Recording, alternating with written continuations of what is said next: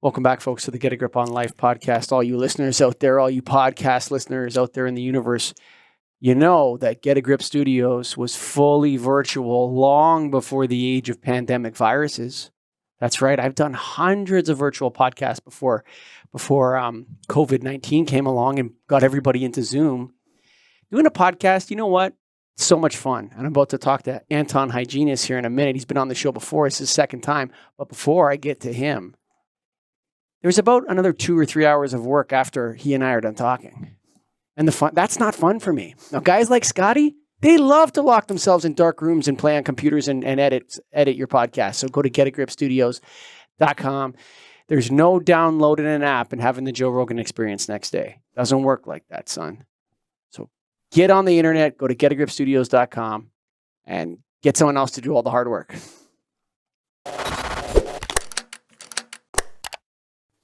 Welcome back, Anton. Thanks for having me again. This is a pleasure.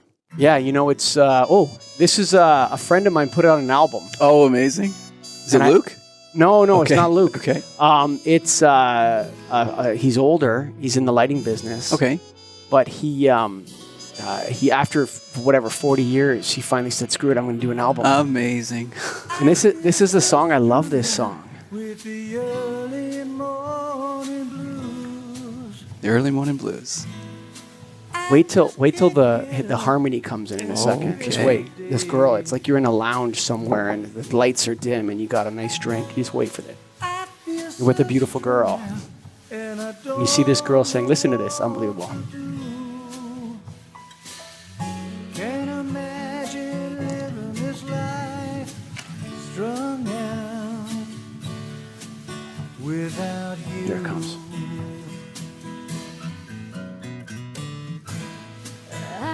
So burned out, I can't get my mind off of you. Isn't that beautiful? It's partnership. That's what it is. Whew. I love it. Thanks, Scotty. So that's Tom Surzak. His new album is called Call Me Ishmael. You can find it everywhere, all out there. Call Me Ishmael. Tom Surzak. Don't even ask me how to spell his last name. That's biblical. Call me Ishmael. There's a little theme in there. It's a good album. That's amazing. That's my favorite song. So what's happening with you, man?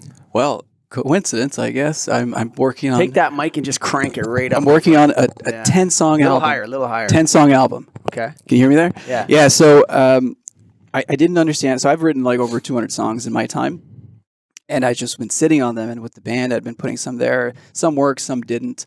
But I realized that like sometimes you have to just do the work, right? And I've been working on producing. I've been doing all this stuff my whole life, and I've been slowly getting better at it. And I'm at the point now where I can kind of do it. Yeah, sure. I've listened to a lot of EDM, like electronic music. I grew up with rock and roll. Sure. And listening to hip hop, EDM, other stuff, it really inspired me to be like, oh, you know, there's all kinds of music. And we were talking about this before, Sure. right? Yeah. Like there's all kinds of influences, and you can, if you want to reach everyone, you have to try to have a little bit of element of everything, right? Mm-hmm. Because some people love the blues. They grew up with it. Some people love rock and roll. They grew up with it. Some people love hip hop. They grew up with it, right? I've listened to all of it, and I got to say I love it all, right? Music speaks to people, and it's about the perfect combination of melodies and words, right? Sure. And music is universal language, so is English. So it just makes perfect sense right now. But yeah, in the meantime, if you backtrack, so I got to this realization like somewhat recently, but and we talked about how I started a business, and it has changed a lot in the last year. Really? Yes. With viruses? Well, here's the thing, right? There's viruses out there coming to get your business. It's the opposite is true. It's by experience anyways. But basically, we'd been trying to convince people for like the last 5 years. I'd written articles about Zoom like 4 or 5 years ago on LinkedIn. That's what I do. I write articles on LinkedIn. And I talked about how Zoom is going to be the next thing. This was like years ago, before it was even publicly traded. And everyone used to ask me, was like, oh, did you get in, you know, right when they came out? I'm like, I was talking about Zoom before they were even publicly traded, right? Sure. So what I identified with a lot of the people I was working with is that collaboration is not going anywhere. It's only going to get there faster.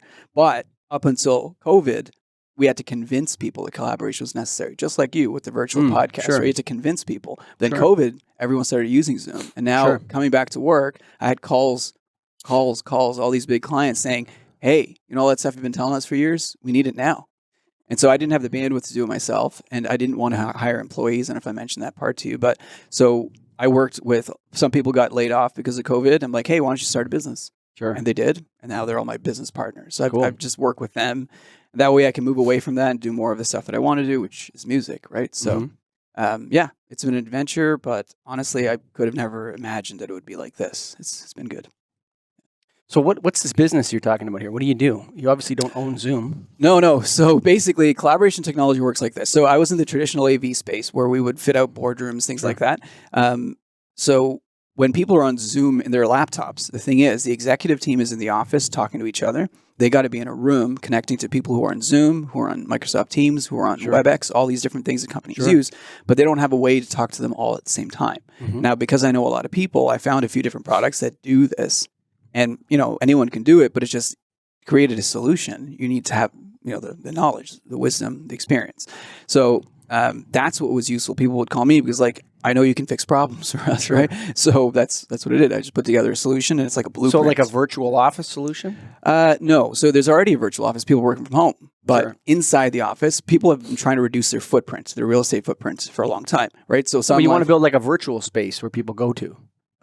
Well, here's the thing. So what we've realized and a lot of people realizing this if you read on LinkedIn and stuff is that there is a requirement for people to meet in person. Yeah, for sure. Always, right? Because that's how ideas get exchanged. So you can't erase that part, but you can reduce the footprint you required because there's a capital cost of having an office, right? Sure. And it gets expensive, warehouses, things like that. But if you were to reduce the footprint to just, hey, people come in once a week and then they work from home the rest of the week, you got to be able to connect them in the meantime. So, the executive team, maybe they're always there. Maybe they're coming once a week. They give like a speech, let's say. Like I've worked with a lot of big companies. I see how they do it. The CEO and the COO, they give a speech that gives everyone the information they need for that week. And they do it virtually or at their desk. Now, it's better if they're collaborating rather than one person telling everyone the orders. It's like the whole group gets together, leadership team, and they talk about, hey, this is what we're going to do this week. We're going to discuss it. Then they go on that way. But they need the right setup, right? They need the cameras, they need the microphones, they need everything to work. They want it to look amazing. Exactly. And that's what we do. So you're like a implementer of the solution. Exactly. Well, I create the solution, then I subcontract the people to actually implement it. So yeah, all in all, it works very well. What's the name of the company? Well, my consulting company is Total AV, but I've been working very heavily with some partners of mine called Evective, and they are the audiovisual arm of this thing. But I also work with like 3 or 4 other AV companies. So whoever is the best suited to it for the implementation, I throw the business their way, basically. So Scott said you came in to talk to me about that.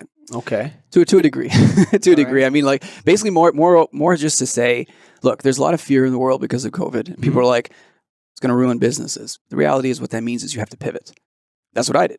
I was in the installing speakers and stuff, setting up meeting rooms. And then guess what? For like 6 months, nobody used meeting rooms, right? So I was like, oh, my business is dead. Sure. But then all of a sudden, this collaboration piece that I've been preaching for years just came to the forefront, right?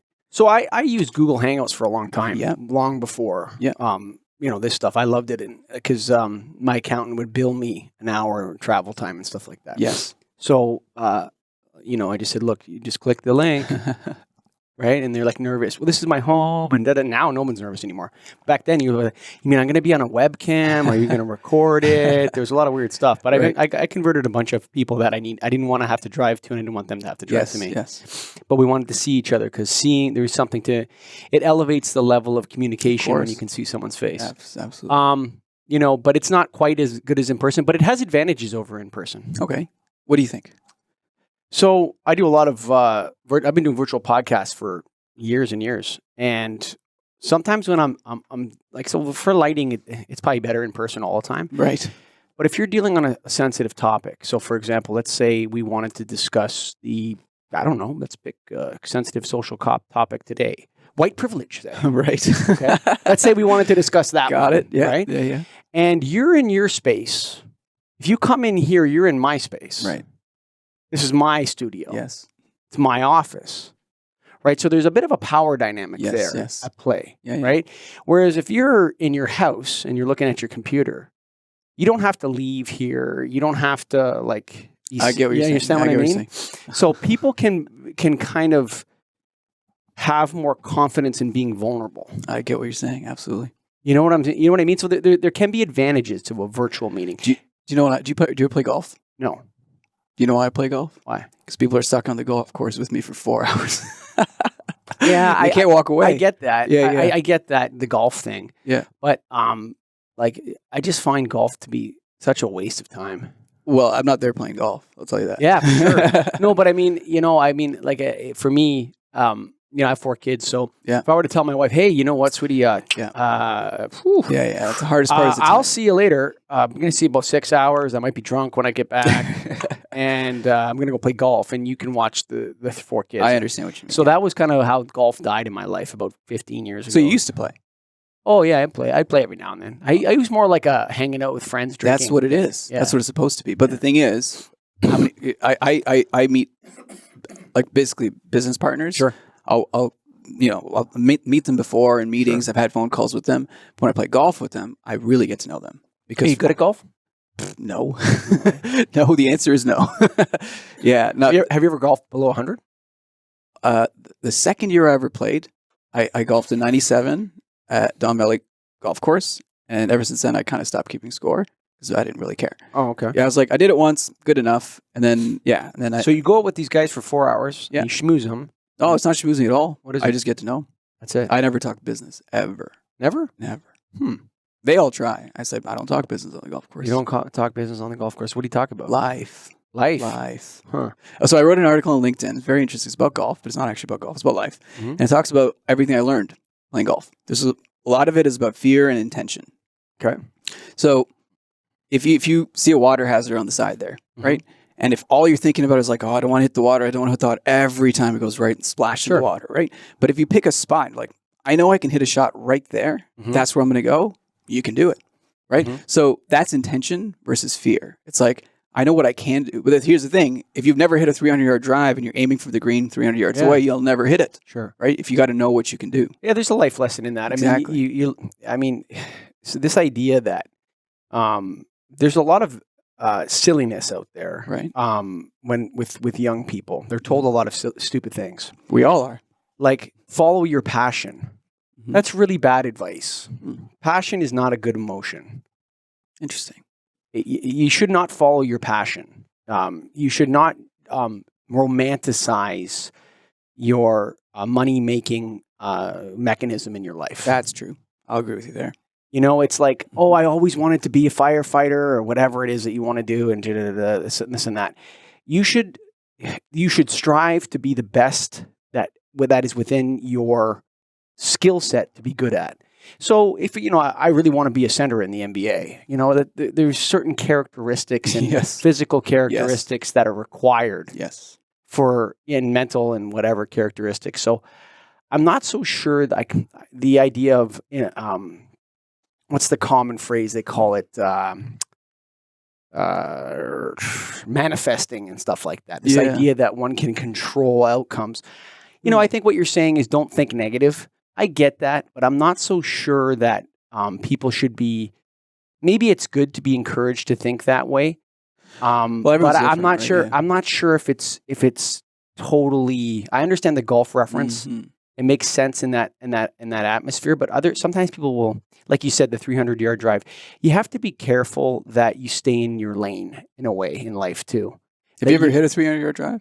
No. So I'm 5'5". My second year playing, I used to hit 300-yard Smoked it. drives. Well, there you go. You got what I'm saying though. What I'm saying on that topic though is that while I agree that you should mentally imagine the right outcome and you should imagine yourself succeeding, you have to be very careful that it's actually within your possibility.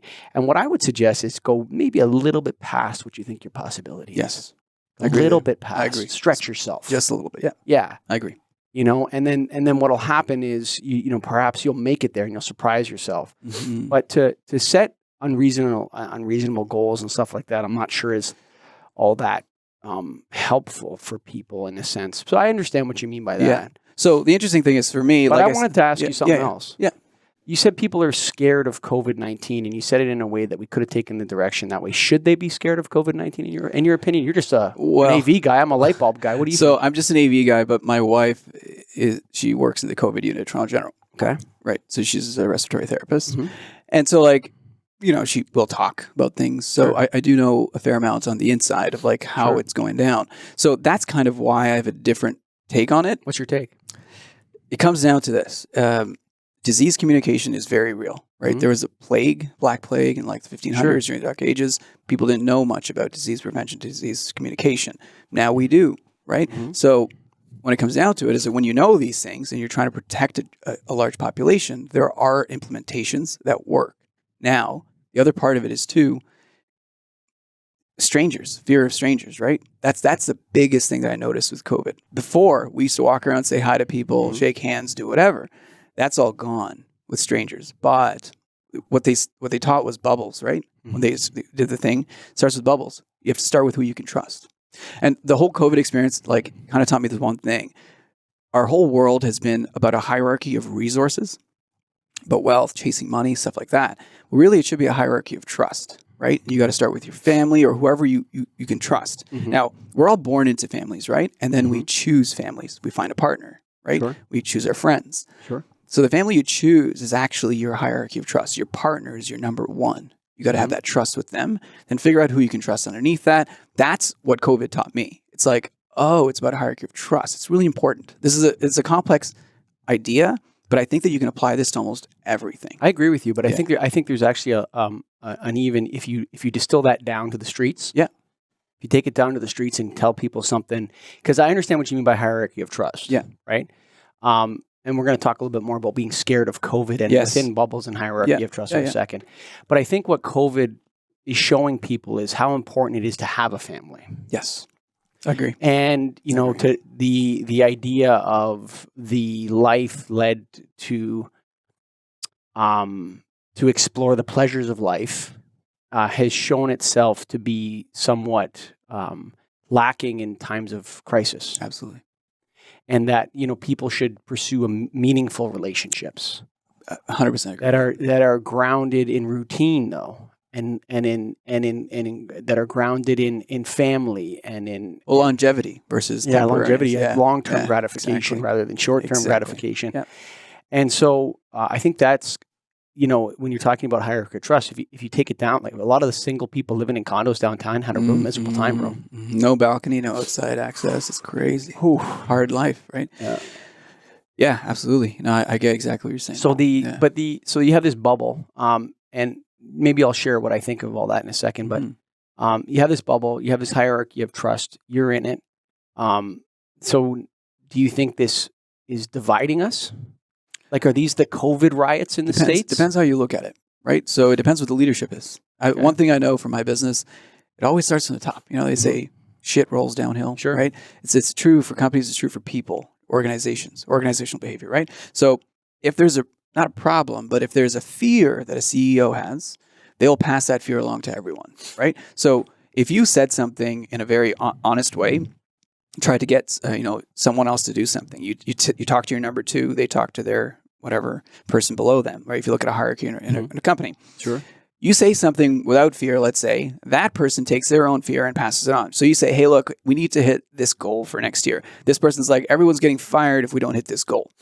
That broken telephone. Sure. That's not what you told him, right? Sure. But that's what he passed down because that's his fear that he's projecting. Sure. So that's what I mean about communicating things. So if you look at the States, for instance, with COVID or whatever you want to call it, because information comes from the World Health Organization or wherever it comes from, they're passing on. If you read that stuff, I don't know where people are getting the fear they get from, right?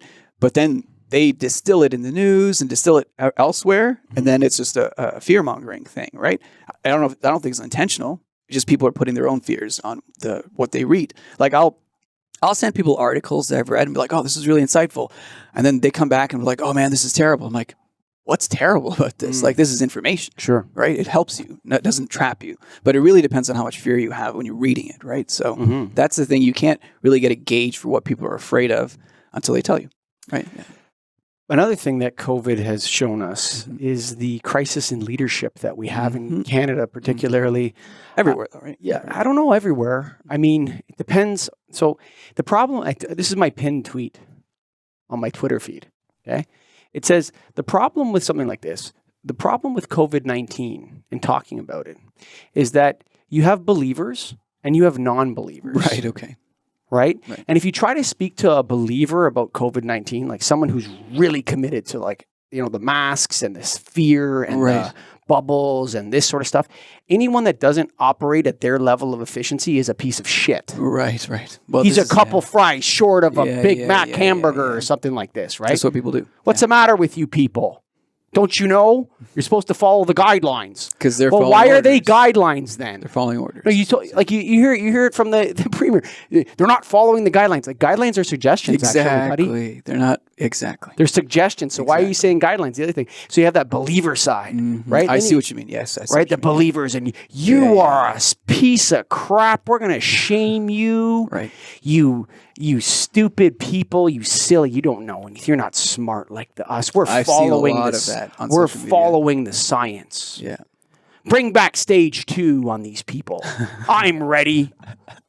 It's so I've seen that so many times. I'm just like, what are you doing here? It's like the spirit of the law versus the letter of the law, right? Yeah, It's exactly what it is. Right? No. Here, Yeah. I'll give you the second part. So then you get the non-believers, Right. right? Who like they don't think it's real or something like that. Yeah, I got you. Well, they're not. I mean, I think everybody knows there's a virus. Yes. yeah. Okay. I don't. Some think, people don't. Some people don't believe it. Well, they don't count them. Right. Those people are crazy. Fringe. But yeah. I mean, I'm talking about like normal people. I'm not talking the like crazies. Okay. I'm Yeah, talking no people within the extremes. Yeah, normal. yeah. Okay. Then you got the non-believer, the skeptics. Yeah. Okay. That are like, this sounds like a little bit of hysteria here. Mhm. I don't really want to wear a mask. Mhm. Not only that, I'm not going to wear a mask. I'm going to make fun. I'm going to walk around with my mask in my mouth. Yeah. Biting yeah, it. yeah. And, Right, and make it, just let everybody know that this Yeah. is a load of bullshit. Yes. Yeah. And those people are over here, and then in the middle you have other people that are very confused. They don't like the way their life is going right now. Mhm. They can't bury their father or mother. They can't go to a funeral. They Right. can't go to a wedding. They can't play hockey. Their lives have been taken from them completely. Maybe they're now suffering from a mental illness. Maybe they're drinking too much now. And they're hearing all this different stuff about how they need to be afraid. And the Premier of Ontario has a press conference every day about COVID-19. Every day. Do you know how many I've watched? 0? 0. Yeah. Because most people are kind of tuned out of it now. Yeah, It's yeah. like, okay, you want to do masks for a while or whatever you're up to, right? You give me your thoughts on this. Well- If 100,000 people marched into downtown Toronto right now, Right. pulled out lighters, held out their mask, and lit it on fire, Doug Ford the next day would be talking about how you don't need masks anymore. You think so? Absolutely. Interesting. Absolutely. Interesting. I think he is a tree swayed in the wind. I think all of our politicians are trees swayed in the wind. I think that's all politicians. Yes, I think that's yeah. what the political class is. Yes. I agree with you there completely. It's not about everyone always focuses on one person, but it's like that's politics. That's man. politics, That's man. politics. That's exactly. politics. That's a better way to look at it. So it's not about this guy or this guy. That's just a game. Of Yeah. Politics. Yeah. Yeah. They're appeasing whatever the masses. Yeah, right? wherever their 30% of the votes coming from. That's it. I got a letter from a political party, and it's like a list of issues. Yeah. And you tell them Which ones you're interested? Yeah. They're surveying. What do we need to sell you? right. Right. Yeah. Yeah. that's it. What load of shit are you gonna buy? Yeah. What are you going to buy? Right. That's Right. it. They get that back, and they say, okay, our base. No matter what, these people are going to vote NDP. This is it. This is No it. matter what, these people are going to vote Conservative. We got to capture these people This over is here. it. Is what we got to say. This is it. Right. And they're just trees swayed in the wind. Yeah. You get 100,000 people marching on Queen's Park every day for a week. Masks gone. That's amazing. I'm telling you right now, the new guidelines will come out. Right. I'm telling you No, for no, sure. I agree with you. I think I know exactly what you mean. I think that's true. It might take a couple riots, but yes, it would happen. Not even a Yeah. riot. You don't even need a riot. Exactly. It's just a sign from a lot of people saying, "Hey, this is what we want." Yeah, and It- a steady push on it. Yeah. And then if they didn't move, then you could be like Antifa BLM, where you get a little extreme arm going. There's always an extreme arm to everything. Yeah, right? you get the extremists to come out and Yeah, smash yeah. some stuff Yeah, up. yeah. Hey, It's always listen been to this us. So It's a game of politics. But I don't like to look at.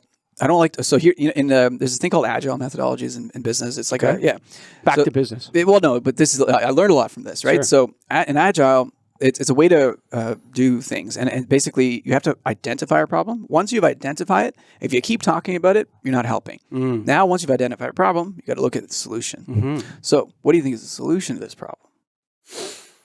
COVID-19. Oh no, just the whole political trees swaying in the wind type thing. Oh, there's no solution to the problem. Well, then here's the thing. Then you have to No, look that- find one, right? That there's no democracy is 100% effective. You think so? Yeah, it gives people the leaders they deserve. That's so interesting. Okay, see, I disagree with you there. No, Yeah. in a They democracy, deserve, yes, I see what you mean. Yes, I see what you mean. That they deserve. It works in that way, yes. Yes, 100% effective. Got it. Doug Ford is a direct I reflection get what you're saying. Yeah. That's fair. of That's the fair. people. Justin Trudeau is a direct reflection. Whether or not they're good or not is a whole other argument. I see. Okay, that's interesting. But would you say that we're progressing as a society or regressing? Right now, we're in a period of regression. Absolutely. But overall, so over the last 100 years, is it progress or regression? progress until Facebook came out in 2006. Now, what happened? How about the Great Depression in the 30s? It was progress until the Great Depression. Well, I mean, what do you mean? Well, there was progress, Industrial Revolution, Great Depression, period of severe depression, and then accelerated growth again, right? So this is just Yeah, but this you is a life needed the cycle. Great Depression. Of course, So we needed COVID-19. So Scott, please fact check me here. Roosevelt was the New Deal guy, right? That is correct. And his face is on Rushmore, right? Check that. No? Isn't Teddy Roosevelt's face on Rushmore, or is it his father? Teddy's is, but Not Franklin. Not Franklin Delano. Okay, what you think, but here's why the Democrats love Roosevelt, Franklin Delano Roosevelt, the New Deal guy. Yeah. Because he represents the Great Depression was an equality leveling event. Yes. Okay, so what happened is after that stock market crash, society became a lot more equal. Okay, now every equality event, there's a leveling. So Interesting. it's not, equality doesn't bring more wealth to people, it brings less wealth to everybody, but everybody has, the differences correct. That's between the correct. rich and the poor That's are correct. less. That's correct, yeah. That's what equality is. Yes. It doesn't mean everybody's living better. That's right. Right? So Japan was the most equal in 1945. Okay. It was the most equal it's ever been in 1945 after the war and destruction. Right? That's when it was the most equal. The Soviet Union was most equal right after the Berlin Wall. You mean there's less disparity between the Rich extreme and the poor? Yeah, everyone's right, equal. Right. Right? But they all come down. Yeah. But you need those events at times. Yes. Because what they reset. do, it resets things, right? And then you go to war, something happens that the people get behind an idea, there's some major change, and then acceleration, and then you win the war, and then everybody wants to have a family. That's so true. Yeah. Right? So there's a baby boom. Boom! There's a Well, there's a COVID baby boom. Is there really? I'm not sure there is or not. Well, they've been talking about this for a while because people are at home with nothing else But to do. they don't know if that's true or not. Not yet. But I mean, I know a lot of people who got pregnant this Do year. you? Yeah. I'd like to see the statistics on that because I actually, this is going to sound really hooky. I'm going on. You flicked the switch. Oh my God, man. Let's hear it. So- Let's hear it. I actually believe that women want to have children when they live in societies they feel really comfortable and safe in. That makes a lot of sense. I think when a woman says, no, I don't really want to have children, what they're saying is that this is not a safe place for me to be very vulnerable in. That makes a lot of sense. I think they feel it in their bones. I do get what you mean. Yeah. In a way, like I know exactly it's like what you mean. it's their sixth sense or something. And so I'm not sure about that. I wonder if that's going to play out or not. It depends statistically. where they are in their lives. Like my wife and I, we moved right in the height of the COVID thing. We sold it, bought a house we closed it on April 14th. Oh man, you were hot. We were gone for a week to Mexico. Yep. When we came back, they're like, all right, complete lockdown. So we just skipped it. And then that week is where we sold the house. And then we closed it on April 14th without a hitch. It was a necessary move. It was amazing because we wanted to be closer to both of our families. I didn't know why. I didn't know COVID was going to happen, but it just worked out that way. And we moved to be right next to our families. It worked out beautifully. But hey, sometimes it works out, right? Sure. So So you're back to the agile thing. Let's finish that up. Yes. So the solution versus the problem. So look, you can identify a problem. There's a lot of different ways to do it. You have to have a discussion around it. Now, once you've identified it, if you keep just spreading awareness of the problem, you're spreading fear. Because then people think some paranoid, there's like some people are out to get us. No, it's just people don't have the best information, right? So now that we know what the problem is, let's talk to people to figure out what the best solution is. Now, it doesn't have to be like the problem is everyone always talks about different like government systems or whatever. No, it's about the solution to everything is what, in your opinion? The solution to everything? Any problem on a large scale is education. No, I don't think so. Tell me how you disagree. Well, it depends what you mean by education. Okay, so let me tell you. Who are your primary educators? Okay. Who? In my life? Anyone's life. Who is your primary My educator? parents? Parents. That's it. Done. Right? So that's the answer. If you educate parents on how to teach their kids, how to think for themselves, all these problems go away. Yeah. Okay. So, fatherhood license. Well, it's not about that. Yeah. No, it's not about that. No. I don't think our society knows how to raise children. That's the problem. No, Yeah. but I don't think.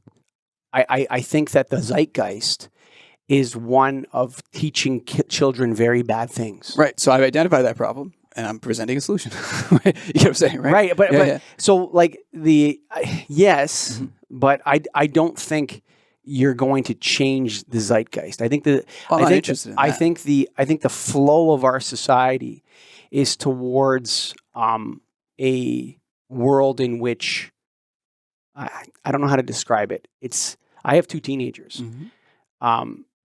It's not a good time for teenagers. It's never been a good time. For No, teenagers. this is the worst Oh, time. of course. It gets This harder. ne- It it's gets never- harder. Yeah. It's never been like this. Nicotine is cool again. Right. Juuls. Yeah, Juuling, nicotine is cool again. yeah. Okay, it wasn't. We got it. We beat it finally. Yeah. Right. Then you have on top of that, you have marijuana legalization while these kids Right. are in high school. Right. Then you have like so Facebook in 2006 and TikTok in 2020. TikTok is probably 10,000 times more addictive, Right. possibly. Absolutely. It is, yeah. And the video games for the boys are so addictive that it's beyond what you can imagine. Okay, but that you had when you were a kid. Can I ask you a question? Did you ever Sure. play video games when you were a kid? A little bit. I wasn't a big video. What game did you kid. play? I had Wonder Boy. Wonder Boy. Interesting. At Sega Gen. My mom bought me Sega instead of Nintendo, so it was like I was so pissed about that. But then Yeah. everyone else said Nintendo. Did you feel like you ever learned anything from that? No, nothing. Waste Well, of time. So I'll tell you, I never played much video games. I used to play Super Mario, stuff like Sure. that. I think back on it now, I learned a lot about algorithms. Do you ever study programming? No, So I studied I know what an programming. algorithm is. Yeah. So Explain. basically, when I was like 10 years old, my older brother was in engineering, and I would sit there and just learn how to code. Okay, right? sure. So that's when I understood programming is just a language, right? Sure. But the whole purpose is to write an algorithm that solves a problem. Sure. So when you look at it that way, think about all the algorithms we've seen growing up. Video games are all about algorithms. If you ever play Super Mario, there's like the last level in level 8 where you're beating the final boss. If you go into this thing, you go to the wrong place and you come back to the start. You go to this thing, you go to the wrong place, come back to the start. It's so interesting. If you play Super Mario, the first one, and you play the final level, the final boss level, you have to find out the perfect algorithm. Now, I can pick that game up today after not playing it for years and just finish that level. You can. It's insane. Okay. Right? Because I've done it once. It's just Sure. like golf. If I've done it once, I know I can do it again. Sure. I just have to be in the zone. Think about the algorithm, think about the solution, not the sure. problem, right? Because if I keep thinking about, if I go into this one, I'm going to go in the wrong place. But I think it was like, I know the solution's here. I've done it before. Sure. That's what I learned at a young age. So imagine that, right? I know video games are different now. They are designed to be more addictive, right? Whereas those video games were so frustrating that people would give up. Sure. That's what the video game industry figured out. They're like, if we make these games so hard that people give up, they're not going to buy them. Sure. Right? Now it's more about how do we keep them hooked, right? Freemium, all these other games. You know what freemium Sure, is? Yeah. sure. They're like, how do we get more money out of them? So rather than paying $10 for a game, some people are paying like $500 to like, get coins for some whatever. Like there's this free poker app that some buddies of mine were playing. Free, not for real money. But you can buy chips because you ran out and you have to spin if you run out of chips. People were just spending money on a free poker app like you wouldn't believe. And I was just like, wow, this is so interesting to me, right? It's brilliant. Like what they did, brilliant in terms of making money, but not brilliant in terms of helping people. No, sure. What was cool though is I got to meet a lot of people from all over the world, just like random strangers, and playing with them and talking with them, sharing ideas. I learned a lot. Okay. I never spent a penny on that thing. I just Sure. pretty good at poker. Sure. Yeah. So you have so there's a certain element of you that's not susceptible to addiction to that. Well, no, I had to learn. I had to go through every addiction in order to get over it. Right. So you Yeah, were addicted to video games and poker? I used to play video games all the time. I used to lose a lot of money playing poker Let me too. ask you this. Yeah. When you were do you remember the time you were playing video games, or is it kind of a blur?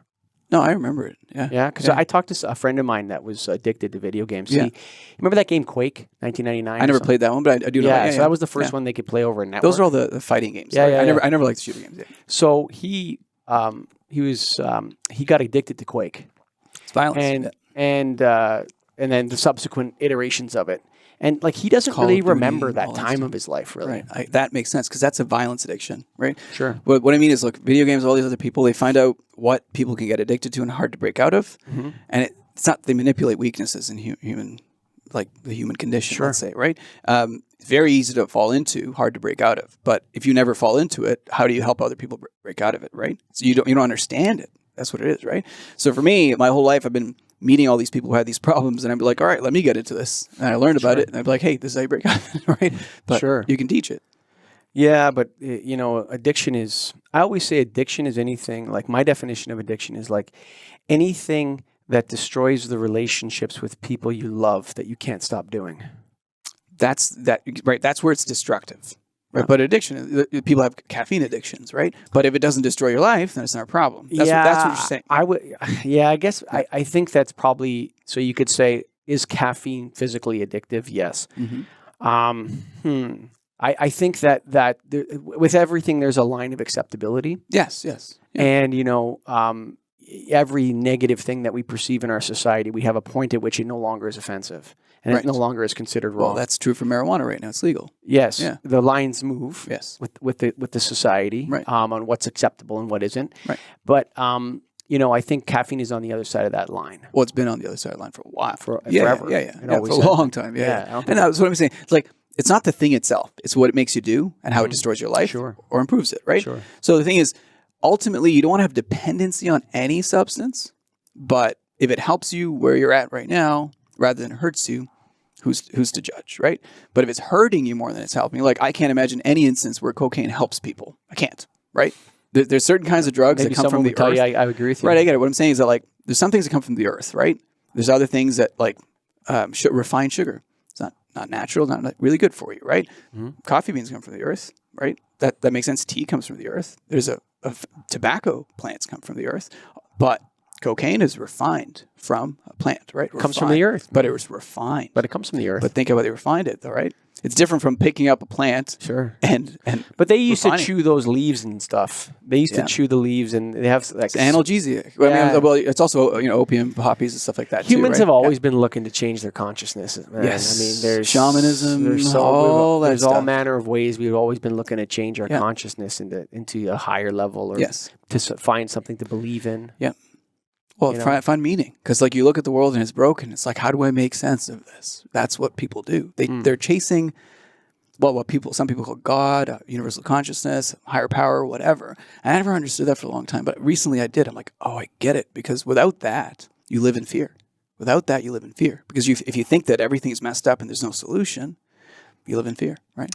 I always the people that discuss like the simulation. Like Yeah, we're yeah, in a right. simulation. Yeah, also. yeah, yeah. Let's say you were telling me we're living in Yeah. a simulation, right? I disagree. Yeah. I grab your hand, Yeah. I chop your finger off, and It's I like say, we "We still simulate that. we're still in Exactly. a simulation." Yeah, bud?" that's interesting. No, I You disagree know, with that. Like simulation pain is eliminates fear. a lot of Yes. things. Yes. Yeah. Fear and pain, Yes. and sorrow. It's real. I mean, you can't simulate that. Yeah, absolutely. That's a real thing, man. Mhm. And if you think that that's a simulation, then get out of it. Yes, exactly. You know? It's in your own head. I'll Yeah. tell you that. Yeah. But the Yeah, idea yeah. of a simulation. So I believe in God. I'm a Christian. Yeah. I think everyone should be a Christian. I'm going to say that Interesting. unapologetically. Oh no, I want to talk about this if you're okay with that. Yeah, Sure. I have no issue telling people This that. is amazing. And I'll tell you why. Yeah.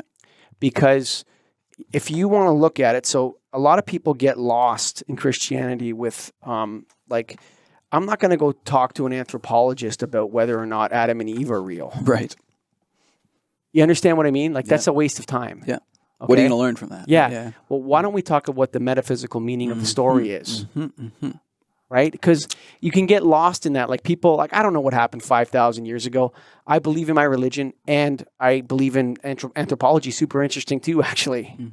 And so I was learning about Göbekli Tepe and these things in the world, these ruins in Egypt, and I find that fascinating. Those two things don't have to collide with one another. To me, you look at Cain and Abel, Adam and Eve, the story of Job.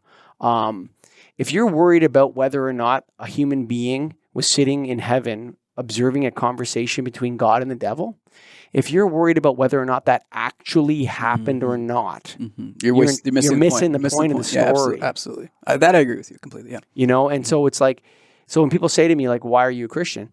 Well, I say, well, have you read the Bible? And they say no, and that's okay. Well, that's what you don't Start know. there. Yeah, Start there. Yeah, Yeah. I mean, it's hard Yeah, to yeah. explain in one line. Yeah. The other thing too is if you think about the stories we tell ourselves, right? So every human culture is a story primarily surrounded by a religion, some sort of belief Right. in God, A group belief. yes, Yeah. that everyone Yeah. chooses to Yeah. believe in. Mhm. And then there's these groups go to war and people want to blame it on religion or This is whatever. always a problem, though, right? That they go to war. Why is that? I don't understand that. Well, okay, so let me give you my take on it. I grew up in a very very Roman Catholic family. Very Sure, religious. you're from Goa. I called it last Sri time. Lanka. Sri Lanka. Oh, I thought you were Very unusual to have Okay. Sri Lankan Catholics, but small minority. I mean, maybe five. I traced it. Maybe about 6 generations ago, we converted from Hinduism to Sure. Catholicism. They're so religious. They have 10 children, and one of my brothers is a Roman Catholic priest. Sure. Right. So they're super religious. I grew up with this, and I'm like, look, I see a lot of truth to this because they're giving us a lot of good values. But there are some other things that I'm like, this can't be right. And I'm like, I grew up. I'm like, I just figured if they're doing all this stuff that's messed up, I mean, it doesn't mean messed up, but like things that I can see There's are lots not of things that right. are messed Exactly, up. It's a exactly. human Right? institution. No one's perfect. Yeah. No one's perfect. Never mind perfect. They can be downright evil. Evil, right? That's another Christian concept, right? But yeah, so there's this problem here. I'm like, okay, cool. Well, I need to study more about religion. So I studied Platonic philosophy, right? I studied Buddhism, Hinduism. I studied Islam. I studied science. I studied all these things. I'm like, where do these beliefs come from, right? And they all have an element of truth to them, but then they take it to a different level so that they say that only our version is true. That's what every religion does. Now, Christianity is probably one of the only ones that isn't like that. One of the only ones where kind of like recently they're saying, look, it's not as simple as this, right? But if you read the New Testament, I've never seen very many examples that are better of how to live your life than like the Sermon on the Mount. Sure. It's like the best one. Yeah. But the thing is, people get caught up on the religion part instead of just following what that says. You can't have one without the other. Well, I mean, I get what you're saying because people want to start somewhere. But like if, let's say you were from a different religion and you read that, you'd actually have a higher likelihood of understanding it than if you grew up in the religion because you just think about all the bad things. That was my experience anyways, right? So now looking back on it, I'm like, all of my Catholic cousins, whatever, they messaged me talking about God. I'm like, well, what do you know about that? And they're like, well, I know this, this, and this. I'm like, what do you make of this passage right here in the New Which one? Testament? There's a whole bunch. I can references. There's Matthew is like one of my favorite, like 16, 17. That's all the Sermon on the Mount. But earlier on, there's this one very, very interesting passage. I think it's chapter 12. I can look it up and send it to you later. But there's this part where Jesus asks, who do people say that I am? And, people are giving me answers. And finally, Peter says, you're the Messiah. You're the Son of God. And then he says to him, he's like, oh, okay. Blessed are you, Peter, for you're going to be the rock. And this is what the edit is. You're going to be the rock that I build my church on. And then he instructs his disciples never to tell anyone about this. Why would he do that? I'd have to read it in context. I mean, I think that there's better ones than that. Well, I mean, but better. It's like you can't pick and choose. He may have at the time it may have been kept secret for a while. Maybe it was I don't think that I think you're completely missing the point of that. When you say that, what he's saying is keep it a secret. Don't tell anyone about this, and then they go proclaim it after. Is what you're saying? Yes. Right? Yeah. I mean, I'd have to read the whole passage. Yes. In likely, and maybe there's a mystery that needs to be understood by that. Right. At another level, but there's tougher passages than that.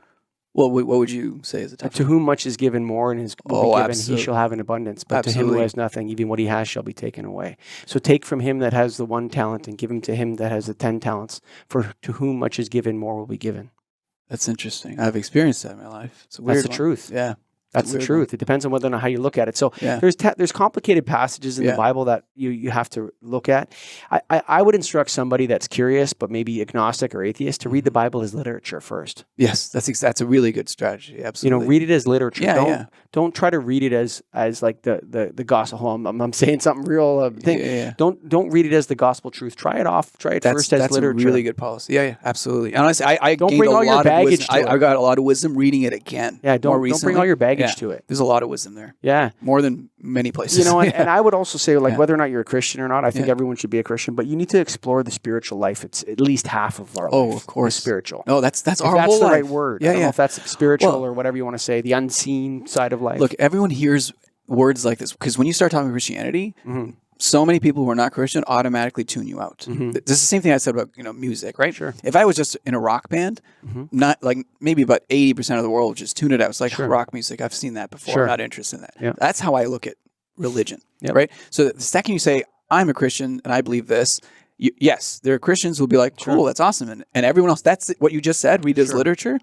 They'll hear that better if you didn't start with and it's the truth. I'm Obviously. not. No, I get it. I'm not here to convert anybody. I'm just saying from my perspective. Like, I right? don't see my vocation as a Christian is to convert anybody. And that's good. That's good. I don't know if yeah. it's good or bad. I think there are people that are here to convert people, and I'm not one of them. I don't Right. see it that as my vocation. Right. I'm very suspicious of most converts, which are marriage converts. Marriage People converts. that get converted. Oh, yeah. I'm very suspicious of that Right, process. right. But all said and done, I mean, conversion is not what I'm on earth to do. So I don't presuppose to do that. I want to discuss complicated ideas. Yes. But that's how conversion happens. Perhaps. Simultaneously, ironically. Then the story, to me, the story of Christ, Mhm. the idea that, forget about whether or not you believe he died and rose from the dead. Yes. I believe that. And whether I believe it technically and actually, Okay. but whether or not people choose to believe that, I invite them to hear the message of the story. That's a good policy. Yes. Yes. Right? Which is that one must accept their suffering in order to transcend it. Mm-hmm. That's a really good way to look at it. Yes, absolutely. Right? And if you're suffering, That's the metaphysical idea. yes, Exactly. that's the idea of Christ. And that's the truth. I've experienced the same kind of concept throughout my life. Yeah. Yeah. That's the truth of the gospel. That makes a lot of sense to me. That's what people need to hear is that I think, people think life is, people say, I don't want to be a Christian because, life is so bad and there's so much suffering. You clearly haven't read the Bible. Yeah. It's about abundance, actually. It's about suffering. Well, but how do you get there? The whole Bible is about suffering. But how do you get there? The New Testament is not. The Old Testament, the Old yeah. Testament is all about suffering. Oh yeah. Yeah. The whole thing is suffering. Yeah. It starts off with suffering, yeah. and then God becomes a man, and then we crucify God. Yeah, right. The whole thing is suffering, and then we cut off the heads of his apostles and crucify them upside down. Right. So the idea that life that you shouldn't be a Christian because there's too much suffering, I don't see that. The whole message is that you have to accept it, Anton. So I have obviously I've studied a lot about religion, and this is a different conversation for another time. But the interesting thing that I had is I had almost zero exposure to Islam or anything about that. But my wife is from Pakistan, and her family's Muslim. She's not religious herself. Yeah. But I learned a lot about that, Sure. and I'm like, oh, so you guys have all the same stories. The for Quran is sure. all the same stories. Very they have similar. different names for them. Yeah, I'm like, sure. okay, but then they have a different spin on them to make theirs look right. I'm like, I've seen this from every religion. They basically go like, ours is the best one. It's like, well, none of them are the best one. That's my opinion, of course. Sure. But I was in one. I've been exposed to very deeply with a lot of them. Sure. That's why I have this understanding. If it makes you Christ happy, is in the Quran. exactly, he is. They call him Isa. Yeah. And they tell the story, but I was like, wow, their version of the story is like, it's different, but in some ways, kind of like if you have the whole picture, you have a different understanding of who he was, right? Sure. Yeah. So. Interesting. Like just for research, same ways, right? You should read that just for literature purposes. sure. It'll give you some perspective. Not only, it'll help you understand that how similar the religions are. Actually, Yes. they're what they're based on. All of them. Yeah. I haven't read the whole Quran. Well, you don't have to read it all. 10% Just of it. read the ones I about. read a couple Read the stuff stories. about Isa. I read I read the Adam and Eve story in the Quran. I can't remember what it is. I think it's Atom or some different name. But Yeah. So let me ask you this. I think that we have formal religions, but I also think that we have secular religions. Yes. Money is the biggest secular religion right now. Yeah. Money, eh? You Well, think so? there's a lot of people who literally just chase money as the only motivation in life. And- Right. I see that. Yeah. They worship mammon. Exactly. Yeah. Right. Exactly. Another god or whatever you want to call sure. it. Right. It's like these are all Consumerism, illusion. maybe. Exactly. That's the other way to look at it. But like, it gets sold sure. to people. Sure it So does. like I feel It's a bill of bad for goods. them. Yeah. I feel bad for them. But at the same time, it's hard. It's one of the hardest ones to escape right now. Right. Like older religions, like Christianity is all those things are fading out in favor of the money religion, the consumerism religion. Right. That's the most prevalent one right now. And the thing is, people look at it as like, well, it makes me happy. No, it doesn't. Nothing you can buy will ever make you happy. You can either buy tools or trash. And I always tell people, Are you buying a tool or are you buying Good way to trash? put it. Yeah, sure. I wrote a song about this. Tools are trash. Yeah. Tools are trash. Buy tools, not trash, right? Huh. So yeah, nothing you buy will make you happy, right? We know this now, right? Mhm. But if you buy a tool, it can bring you happiness, right? Mhm. It's because it's a tool. It's an implement, right? Mhm. Man uses tools. That's what separates him from everyone else. So that's how I look at money. It's a tool. I used to struggle with money because I was like, people used to say money is the root of all evil. No, it's not. Money is a tool. Depends how you use it. You can use it to do bad things or you can use it to do good things, right? It's a tool. So don't be afraid of it, but don't chase it. That was unlocked for me.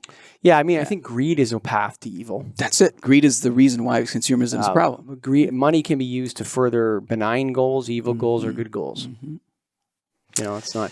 What about some of the social movements going on in our society? They have a religious element to them too. COVID-19 has a religious element to it. You were just saying the believers, not yeah, believers. there's something religious about it. But this is my problem with religion.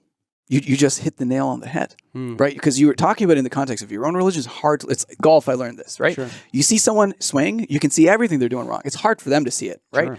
But you just said it earlier. It's like COVID. There's the believers and the non-believers. Same is true with religion. There's the believers, not insiders, outsiders. Yeah, right? but I think you have to ask yourself, what kind of societies do these religions create? Better or worse ones, you mean? Yeah, like the COVID religion is very damaging. What was the result of Christianity? The highest level? How about the of it- lowest? No. The Dark Ages. The Dark Ages were caused by the decline and fall of the Roman Empire and political. The Holy and Roman the Empire. Justinian plague and The all this. Holy Roman Yeah, Empire. no, dude. And what saved it? The Renaissance. Yeah, but Science. no. It did. No. Well, I think there's two things going on. There's Mm-hmm. science is about to come to. Science is stuck in an eternal Copernican dilemma. I know what it is. It's outside of God. No, not only that though, but like as soon as like Copernicus comes along. So like for example, let me give you a little mind twister here. You tell me. Sure. So Galileo proved the world was round, I think, right? Well, he's proved that the Earth was not at the center of the universe. No, that was Copernicus. right. But Galileo was. That's what he was. That's what he was killed for, though, right? I get excommunicated, but Copernicus eventually proved killed, that yeah. the sun is at the center of the universe. Heliocentrism. Okay, Yeah. Well, so- it's not the center of the universe, right? No, but no, Yeah. that's what he thought, Right. Yes. right? Yeah. You see what I'm saying? Yeah, We yeah. know it's not. That's the Copernican dilemma. Right. So as soon as you like now, here's what I want to ask you. Mhm. No, Copernicus proved that the Earth revolves around the sun. That makes more sense. Yes. Yes. Okay, that not the sun revolves around the Earth. Okay, Yes. Yeah. so the fact that the Earth is round, and that it's not the center of the universe at all. The fact that the Earth is round can be pointed to with anecdotal evidence. Okay. You look at the moon's round. You look at the sun's round. If you Right. stand on a cliff, you can kind of see like Yeah. a curve. So you watch a ship come over the horizon, you see the top first, Yeah. and it kind of rises Yes, over yes. like this. You get this feeling that maybe it is round, Yeah. right? So the flat earthers out there can actually say, you know what? Hey, look, there's actually anecdotal evidence you can see. There's zero anecdotal evidence that the Earth revolves around the sun. You have to believe that. Okay. You have to believe that through mathematics or whatever. Like the mathematicians say that the Earth revolves around the sun. There's no anecdotal evidence. Now, you can say there's science to have it on paper, right? Look at this But I don't mathematical do equation. that. I take information. Anecdotal Yeah, yeah. evidence. Yeah. Yeah. Prove it to me right now. I just gave you 4 examples of how the Earth is round. Right. Give me an example of what anyone could point to know that the Earth revolves around the sun. Because it's pretty obvious that the sun revolves around the Earth, actually. Okay, hold on. I can give you one. Why do the stars move? If you observe them, so they move in different places. they're revolving around the Earth too. The stars are revolving around. I'm the Earth. not saying I believe. Yeah. this. You're saying that. How do you prove it? Yeah, Yeah. there's Yeah, no I see. anecdotal evidence.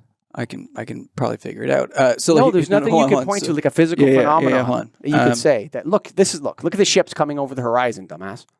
Yeah, I see. But I guess that's the challenge. This is a limitation that. So until the Renaissance, right? Until the time of Galileo, Sure. this was the problem. People needed anecdotal evidence to understand things, but there are other ways. You can understand things through math. You can, Sure. but there's limitation there too. Sure. Yeah. But how many people in the world Yeah. could sit in front of me and say 100%, I know for sure. Why do you need to know for sure? Exactly. Yeah. That's what I'm saying. Exactly. Yeah. Why do you need to know for sure? Right? So belief is Oh, yeah, of course, yeah. matters to That I every understand completely. Yes. every single thing that you do. Not everything, but there are some things you kind of have to take on faith. Yes. Yes, agree, you I have agree to with take you it on there. faith Yes. that the earth revolves Yes. around the sun. Yes, I agree with you. No one's ever Yeah, going I to be. see- You're I never see going what to be you able to see it. I see what you mean. You're never going to go up there and say, "Oh, there, look at that thing! It's whipping around at 14,000 you shouldn't have kilometers an to. hour." You shouldn't have to be able to see it in order to understand. Well, I it. mean, it's a good question, actually. Yeah. Prove it to me. Well, what do you mean? Well, don't you? Come on. What are you, some kind of idiot? But why do you need proof? This is what the same thing. Exactly Yeah. Why the do you need proof? Yeah. I get what you're saying. Yeah. Exactly. Yeah. Because if it makes sense to you, it just sometimes. Well, no, makes sense, because right? it would be interesting, if let's say, so the Copernican dilemma is the more you find out, you have you to don't find know. out. Yeah, exactly. You don't know. That's what never Socrates. ends. I mean, Plato said that through Socrates. Sure. The only thing I know is that I don't know. They call it the Dunning-Kruger effect. I love this. Okay. This is what I've done my whole life. I'm not a master of anything, but I'm a jack of all trades. The saying goes, "Jack of all trades, master of none." I used to think that was the end, but the end is better than a master of one. Right? Just like this parable of the talents. Sure. Yeah, if you can have that one talent and that's all you do, how are you going to help understand other things, right? So for me, I'd get to a point. So the Dunning-Kruger effect is like Give me a second. I gotta think about that.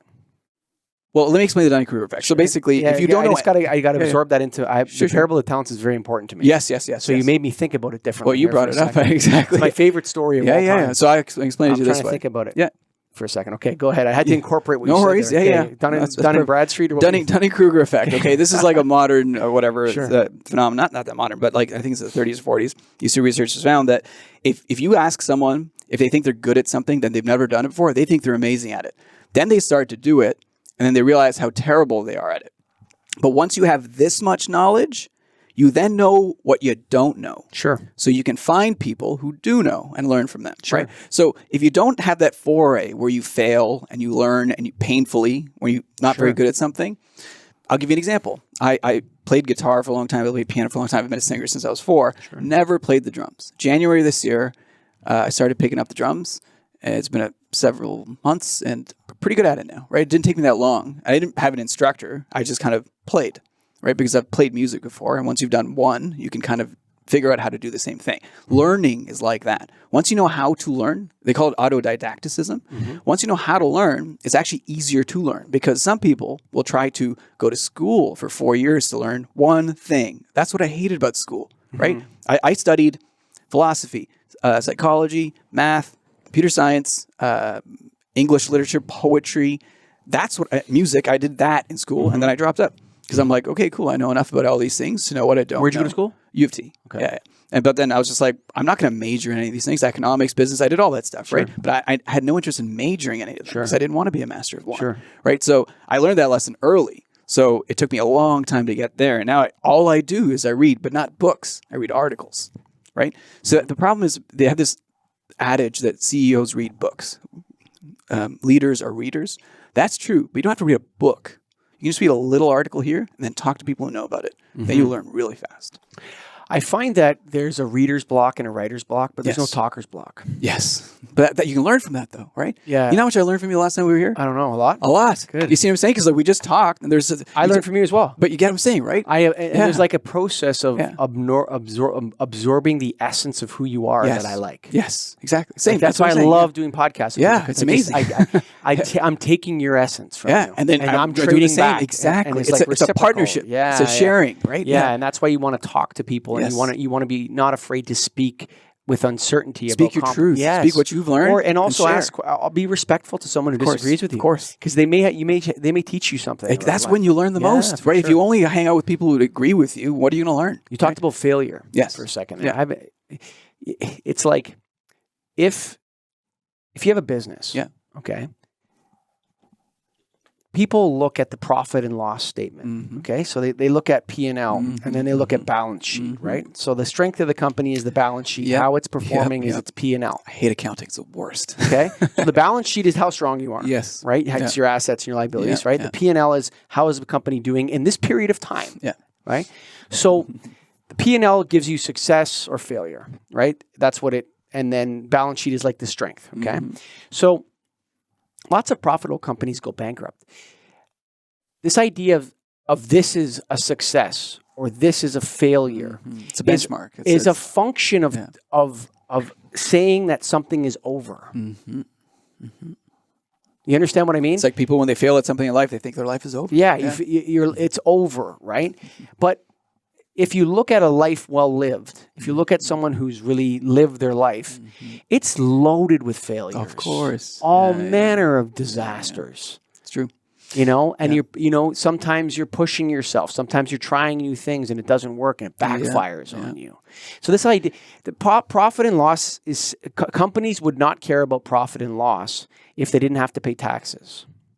That's the reason why that's a benchmark. Yeah, I get what you mean. The only reason that you do profit and loss is to calculate how much tax because you you have pay. to. Yeah, you have to. Yeah. Companies, if there was no taxes to pay, no year end or whatever, they would just care about cash in the bank. How much cash do I have? They would never care about whether or not Growth. You're talking about growth. Yes. No. Yeah. They the benchmark wouldn't be, revenue minus gross profit, subtract expenses equals profit. That's the number. The number would be how much cash do we have in our bank account, and do we have more than we had last week? You mean capital reserves? You're talking No, about. just cash. Like how much cash is coming in? But sometimes we will have less coming in. That's not a bad thing. Then you explain that, right? Exactly. So it's the people. One of the things that if you want to manage your business better is manage your cash flow. Yes. Well, that's important. That's the Right? first thing you got to do. If you If don't you're- have money coming in, Yeah. you don't have a business. If you manage your cash Yes, flow, yes, everything else will and take care of it. expenditures, right? So the other thing people do is they get Manage so your much cash flow. Yes, in and out. Yes, that's it. Right? Absolutely. Forget about whether or not some piece of paper tells you you're making money or no, not. that's the basics of business that a lot of people just don't get. They don't get They that. don't get that. It's the Like, simplest part. Is the cash coming in? Yes. Why is the cash not coming in? That's it. Because that's your it. expenses are more than your revenue. It seems so obvious, right? It seems Yeah. so obvious. A lot of people don't get this. They look for investors like, oh, we need more money because we're running out. It's like, why are you running out? Because you don't have a business. You don't have a business. You don't have a business, right? Yes. Exactly. I agree with you 100% there. If there wasn't a year or there wasn't investors to dupe, A lot of duping going on. in Yeah, that oh, for sphere, man. sure, I never man. understood it. It made no sense. to I me. knew a guy that worked for a company for 20 years, and the company never made a dime. Lost money every And single people kept year. investing in it. They probably, right? they It's kept going insane. back to the market That's and an getting addiction. more money. It's an addiction. That's what it is, I man. don't know if it's an addiction as much as it is like an authorized scam. It's another way to look at it. Yeah. I see You what know, mean. it's like I get paid $2 million a year, and what I do, my brother's a stockbroker, or my brother's an investment banker, and so what we do is we roll it all up into a big package, Oh, and man, we I know. we I've heard divide this it up on story. the It's stock just- market, and we sell it to those idiots. That's what it is, man. Who pays the bills? It's the people who are the retail investors. Yeah, we're gonna man. make this software, man. It's Yeah, gonna rock dude. and roll. You know, the cannabis industry is Sure. exactly that. Man, there's all kinds of just nonsense. Those companies aren't worth anything. No, for but sure. just all these people are like, oh, chasing this dream, right? And it's when like my the wife lottery. came to me and It's like said the we lottery. should buy cannabis stocks, I said this is like 1929. No. If you had bought it right at Sure, the beginning yeah, and sold it a year later sure. and then been done with Just it, like just like the whatever that famous scam that what's his name Newton invested in. What's it called? The East Asia scam or whatever. back in all those of days. London, Yeah, and yeah, they made all these laws after that. yeah. Oh, the South Sea bubble? Ah, South there Sea you bubble. go, Yeah, brother. yeah, There yeah. you go. The South Sea bubble. I mean, this has been. Do you ever watch Wall Street Money Never Sleeps? He talks about bubbles and like there's this tulip bubble that happened even below. Oh, yeah, that. yeah, sure, dude, This is what yeah. happened through a time, right? But why Oh, don't we learn man. the lesson? I don't get it, right? No, there's no lesson to learn. Well, the bubble is this. Basically, in the beginning, it has value. But once No, everyone thinks it has value, it's whatever the value perceive it to be. Perception becomes the reality. reason why we can't beat it is because it's driven by irrational exuberance. Oh, I see. So me, again, I have the agile where I'm like, I identify the problem. I'm looking for a solution. No, you know what I mean? What you have is like Everything is beatable. Everything is beatable. We can't. We keep going through the same thing over and over again Right. with the financial crisis and stuff like that. Yeah. Simply because the way we go about doing these bubbles is irrational. But you don't think we get better every time? no. Oh, come on. The financial crisis is 2008, 2009, okay? Yes, there were bailouts and all this other stuff that happened. If not for that stuff, the world would have been over. Well, you're assuming that they've succeeded again. So Not that's your succeeded. problem. Not succeeded. Gotten better. No, gotten better, we're gotten gonna better. pay for that, bro. That course. debt is coming for us. That we haven't even started to pay for the 2008. Who's we? Canada, the people of Canada. I get it, but like We pushed that all way you can into the control is what future. you do, right? Oh, but This is the problem. This political stuff. But you right? just told me that Yeah. we handled it better. well better than the depression. The depression. See, There's no people running to the banks. Look, yeah, but they shouldn't be bailing out banks. Let them go bankrupt. Why are you A bailing lot of out people banks? died after the depression. Like, so I guess the way I look at it is No, this, right? a lot of people died of all sorts of things. People die. I get it. So no, but here's the thing. Because look at the global population throughout history. For as long as we have recorded history of the population, okay? If you look at the population up until like the 1920s, it was like pretty steady. since like the 20s to now, the population growth has been exponential. Sure.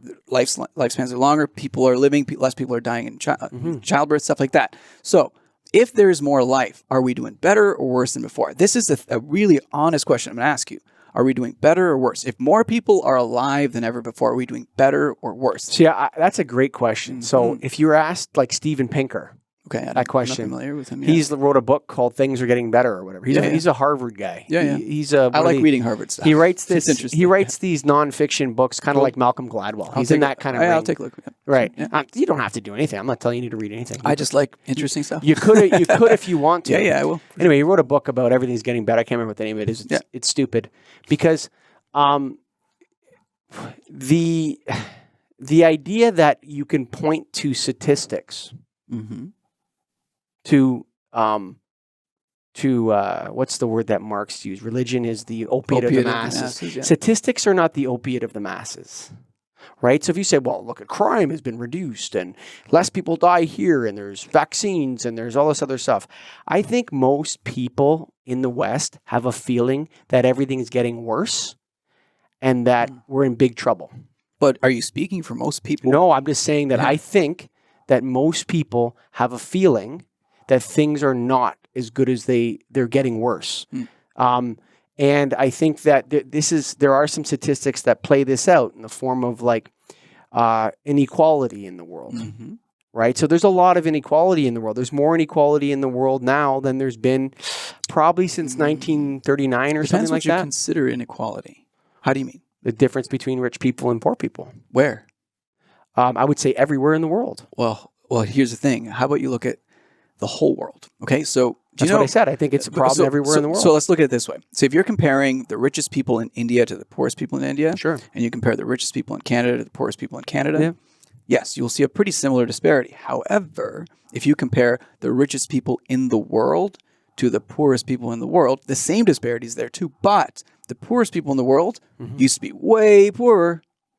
Agreed. They have cell phones now. They have internet so now. I would This say is what I'm saying. I would It's say hard for you to I would gauge say that, the right? poorest people in the world were raised out of poverty in China, and everything else is like a statistical afterthought. Yes. So okay. 300 million Chinese people came out of poverty. So. Yes. And that's then- a huge, Yeah, I mean, yes, amazing thing. but that doesn't mean that their Same as happening in India, That doesn't too. mean that their lives are meaningful. Oh, no, their I'm not saying lives that. could I'm have not saying been that. could have been more. but their lives are longer. Yeah, but their lives could have been more meaningful. And this is very controversial to say. Yeah. But prior to their path to coming out of statistical poverty, that path that they had to walk, say moving from their farm in the country to the city I and see what you're leaving saying. their I see wife what you're saying. behind I see what you're saying. and their kids to be raised by their grandparents and all that. That's a mammon worship in a way. That statistic worships mammon. It's judged in dollars and everything else.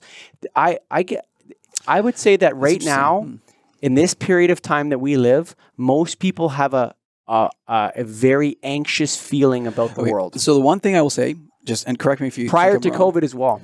You know how you speak for most people? The thing that I don't do is speak for most people. I can only speak for myself. Sure. I came from what you could probably call extreme poverty. Sure. So I don't usually talk about this. I have 9 siblings. Sure. My mom never worked. She was raised in a family. My dad was. Well, you can't work with 10 kids. Right. My dad was a refugee from Sri Lanka. Sure. Right. I was 4 years old when he came here. He worked as like a security guard. He was an engineer, but he worked as a security guard, a mechanic, whatever he needed to. Finally got a job as a draftsman. He was making like $35,000 a year at that time. And like he would always get fired because he couldn't keep up with these younger people who were doing it better. And he was out of a job most of the time. We were really, really, really poor. Right. So people are always surprised about, like, I would have holes in my clothes when I'd show up, and people were like, "Do you need a pair of pants, man?" And I'd come home with a pair of pants someone gave me. My mom would like yell at me. It's like, "Why are you taking things?" But it was still better to be in Canada than Sri Lanka. Of course, infinitely better. Yeah, exactly. Right? So your dad took you to heaven. Of course, right? Your dad brought you to heaven. But what I'm saying is, because I grew up with that, my idea of how the world is very different, right? Because I look at, compared to that extreme poverty, my life is insanely better. I look at my entire family; our lives are insanely better, right? But when I'm speaking, I agree with you. Yeah. I'm saying that's an honest perspective. Yeah. And I acknowledge it. I don't think we actually. I think what you're saying is don't speak for everyone. Fair enough. That's it. Yeah, that's it. Fair enough. Yeah. But what I would say is that if you, when one walks his way through this world right now and engages with the few people he can engage with, Okay. What is available is tension, anxiety. Depends who you're talking to. Yeah, I mean, you're pretty relaxed. I'm pretty relaxed. I'm Yeah, cool. yeah. But, a lot of people are uncertain about their jobs. Yes. A lot of people are Yes. afraid. This I understand. Yes. yes. This is we live in very fearful times. But you don't have a job, right? You have a business. Yeah, but I'm not speaking to me. But What I'm you saying, get why? I've you noticed. asked me Yeah, if yeah. I think the world is better now, or whatever it was. I actually think it's more confusing. I think it's very difficult. There's a lot of problems in the world that we haven't seen before. And there's a lot of conflict between different groups of people, which strikes me as very dangerous. Yep. I agree with you. I get what you're saying. Yeah. Like there's a sense in which like there's two outcomes, right, for this for the movements in the States right now that are going on and that are leaking into the rest of the Western countries. There's two outcomes to this. Okay. There's a possibility that we redistribute the wealth based on race. Oh, I don't think that's going to happen. California changed its constitution to allow discrimination based on race. It might happen there, and then we'll see how it fails.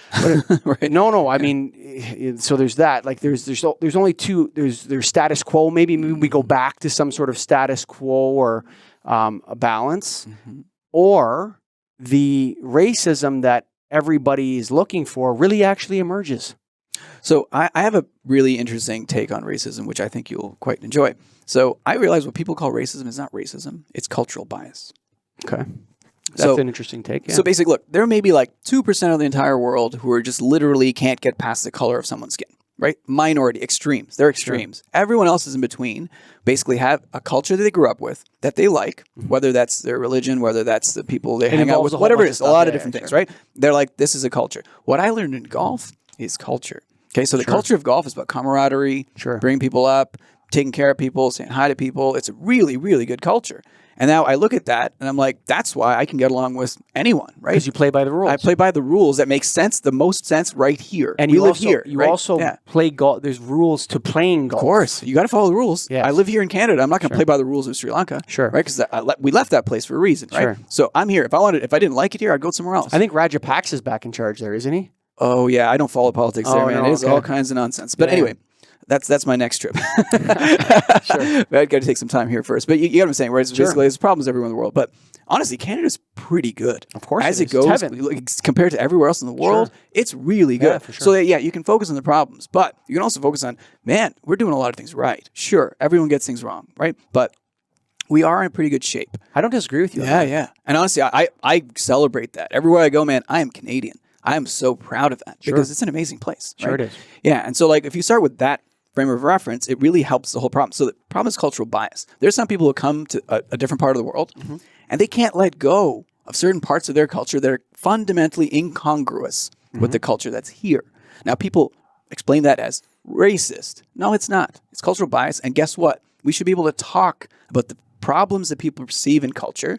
What's wrong with that's not racism. That's culture. Culture is changeable. Race cannot be changed. I can't change the color of my skin, right? But I can change my culture. So why can't we talk about that? We should be able to talk about that. And that's got to start soon.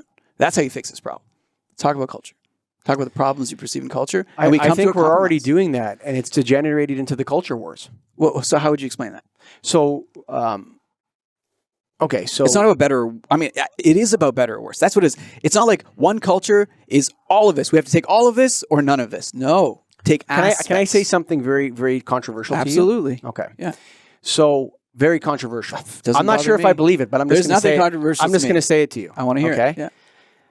Yeah. So my ancestors came to Ontario during the American Rebellion. You told me, yeah, I remember this. Revolution, Yeah. right? So Ontario was built by my ancestors. Yeah. Right?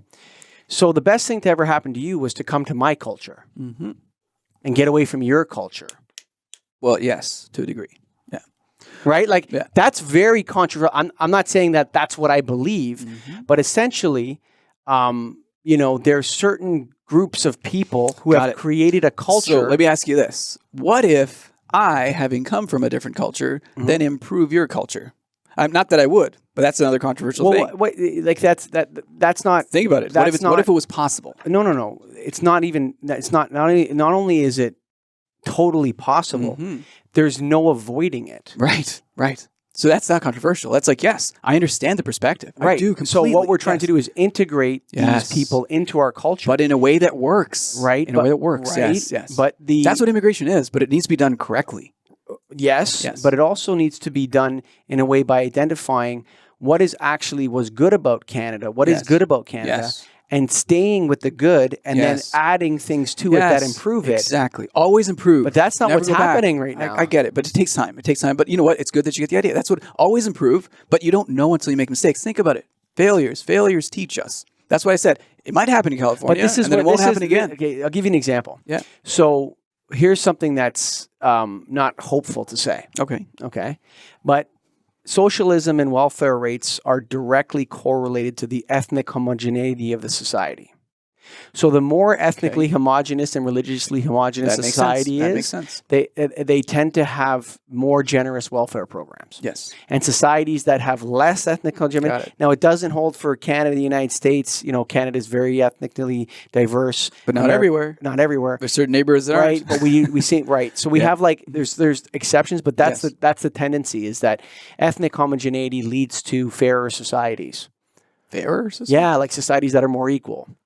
But and- equal to each other, but not equal compared to the next door neighbors in the neighborhood next door that have that's way right. more So, wealth like, privilege. I mean, maybe you could say like you know, Sri Lanka and Sweden have similar levels of equality. However, Sweden's way richer. Yes. Yes. Yes. Something like I that, see, yeah, right? Yeah, I see. Okay, and that the cause of all wars are these cultural biases and Right. religious differences and racial differences. I remember now. So you were talking about Right? Pareto distributions. Yeah, Pareto for distributions. sure. So let me explain this to you. This is but an like, interesting like one. think about it. So like the Yeah. cause of No, all I get it. I get what you're war, saying. I get what you're saying. I get Like what it's you're saying. not hopeful.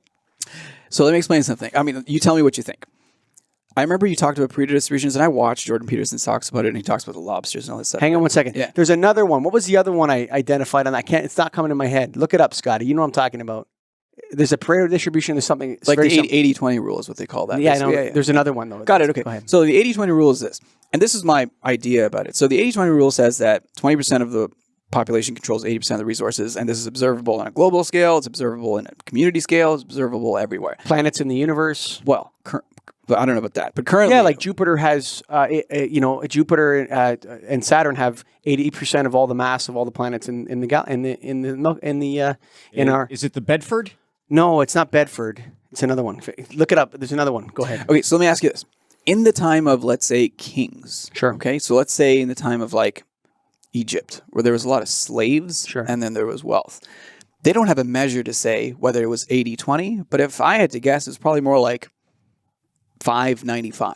Okay, in the monarchy days, there was peasants, like super extremely poor, and then there was super extremely wealthy. Sure. So that distribution, we've only been able to measure it recently, right? But that distribution in the time of Jesus may have been like 90-10, and then he made it 85. No, they actually have 15. tracked. The anthropologists have it pretty clear How would they track that? what the Gini coefficients of these societies were. You know what a Gini coefficient is? A measure of inequality. Right. Okay. So So what was it? they measure it by they have all different manners of Like ways. wealth inequality. Yeah. Okay. So they'll over centuries of studying people, they've So, accumulated yeah. knowledge, Yeah. and so they'll look at house sizes. They'll look at all manner of different indications how people are buried, and they have Gini coefficients for Babylon and Assyria. And what were they? Like what was? So what would happen is what they've tracked is that unfortunately, as soon as the Gini coefficient hits a certain Threshold, number, the yeah, war yeah. breaks out. Yes. Or something Yes, like that yes, happens. yes, Like yes. so it That seems makes a to lot of sense collapse. to me. It Yes, seems yes. to collapse. It's acceleration until a problem. Exactly. But guess what? Though we've gotten pretty good at this, right? Acceleration. We're getting depression. worse. Hold on. Acceleration. The population is big.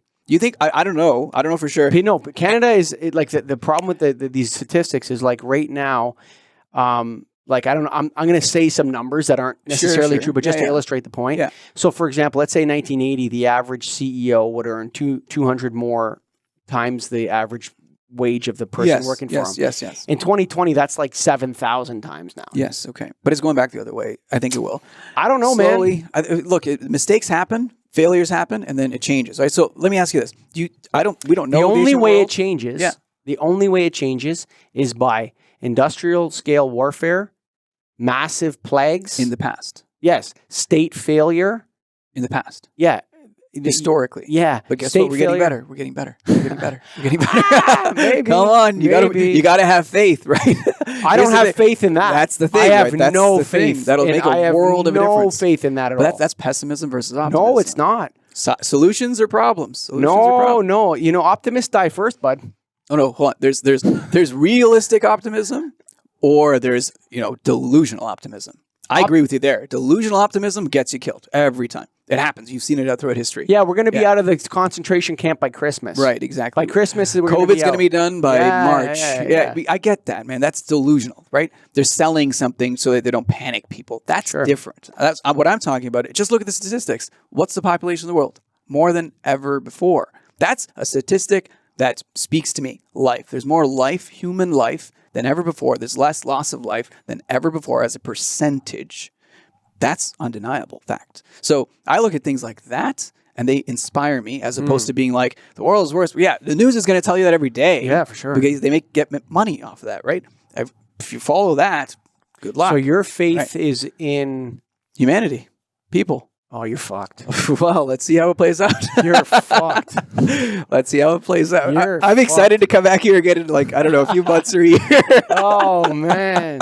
Yeah. This is good, man. Honestly, it's if such your a pleasure. faith is in humanity, you got to take a look at the history and go, I get it. "Eee, those naked apes are pretty crazy.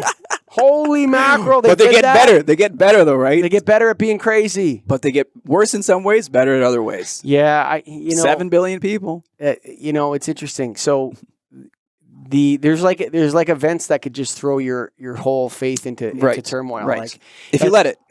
No, but I mean, like if you have faith in humanity, all bets on faith in humanity are off if China and America go to war. Well, if that happens, then it needs to happen. That's the way I look at it. It happens the way it happens because it has to, right? Elon Musk calls it fatalism. Some people call it determinism. Other people call it God. Other people call it universal. No, those two things are not Perfection. the same. No, but hold on. They're not the same. They're the opposite. It's like the optimistic versus the pessimistic version. Fatalism is the pessimism version. Determinism is the optimistic version. Yeah. Think about it. Explain determinism to me. Determinism means that there is a God or higher power that has ordained the way the world is going to be. Fatalism is like you can't escape fate. So it's two ways to say the same thing. One is pessimistic, one is optimistic. So, I think I don't believe in determinism. Okay. And I don't share your understanding of it totally. Right. So determinism to me would also involve the subtraction of free will. Oh, okay. So I got one for you. You'll love this. So free will exists. You can either choose universal perfection or choose your own ego. So to borrow from psychology, ego, whatever you want to call it, my way, right? Sure. I did it my way. So once you see that you're called to do what? Help people at a large scale. Help everyone who needs help, right? But help people who, this is a lesson I had to learn. Help people who deserve it first. Okay. Right? So yes. And what, screw those other guys? No, not screw them. Okay. Teach them. Teach them. Who made you the teacher? No. Teach anyone who asks for it. Anyone who asks for it. You get what I'm saying? Anyone who asks for it. If they don't ask, I don't tell, right? Anyone asks for it, right? Okay, so I think you're missing there's a third pillar. Tell me. Okay, there's a third pillar. This is why I'm glad we talked. So I'm not a determinist. Okay. So my determinism always falls apart for me as soon as they subtract free will. Because for me, the reason why I believe 100% in free will is because there's anecdotal. So do I. There's anecdotal evidence for free will. But I believe in it too. Like it's a concept, but it's also proved. Yeah. Go and treat somebody like they don't have free will and see what happens. No, I believe that. No. I'm just saying. I'm trying to illustrate my point here. Yeah. So I think I'm going to slide. I scratched off determinism on my sheet. Okay. And there's probably a philosophy for this already, and maybe I don't have it. But on one side of the sheet, you have fate. Right. You have chance. Right. Right. Yeah. This is like the Greeks. They're fatalistic, right? And so if you look at the dawning of Western Christendom, how's that? You like that word? Or Christendom in general? I would say Advent. Advent. There you go. I love it. You I know love me. it. Oh shoot. Where's the disinfection stuff here, Scott? What are you doing? When you have trust. What kind of studio are you trying to run here, buddy? When you have trust, it's no problem. That's what it comes down to. On this side, you have fatalism. You have fate, chance. The world is determined and I am just here. I am, what's his name? Sophocles' play about the guy who sleeps with his mother. And Oedipus kills- Rex. Oedipus. I'm Oedipus. And I hit the fork in the road and killed my father at the fork, and all manner of evil happens at the forks in the roads, right? All ghouls and goblins are at the forks. Yeah. And you have that. And that's how people understood the world Yes. pre-Christianity. Stories, right? Right. Stories, yeah. What Christianity did to the Greek philosophy, which is like the heritage of Western They improved countries, it. They improved it. what they did was they converted it from, like the Pontius is a term, a Roman term in Rome. Like the Pope is the descendant of Pontiff, the Roman emperor. Pontiff, Yes, Pontiff, the Pontiff. Yeah. Right. He's the descendant of That's Rome. 'cause that's what Jesus said to Well, Peter. you go to apparently, you go to the Vatican, and it starts off with the Roman Empire. yeah. The Holy Roman Empire. No, it starts off with the pagan Roman Empire. Oh yeah, of course, because that was that's our Constantine. heritage. That's right? Constantine, right? No, not Constantine is He was an is emperor. a Byzantine emperor, But he was the one who, Eastern. He was So Constantine was a Roman emperor. Was he Roman? Roman emperor. Right, I think the 3rd century. Scott could tell us. Yeah, They just called it Rome. Rome. It was just Rome, They right? didn't call it the Byzantine Empire until Yeah, until later. years Yeah, later. yeah. So it was just Rome, and then his mother was a convert of Christianity, and at that point there was the pagan people, and there was the Sure. Christians, and there was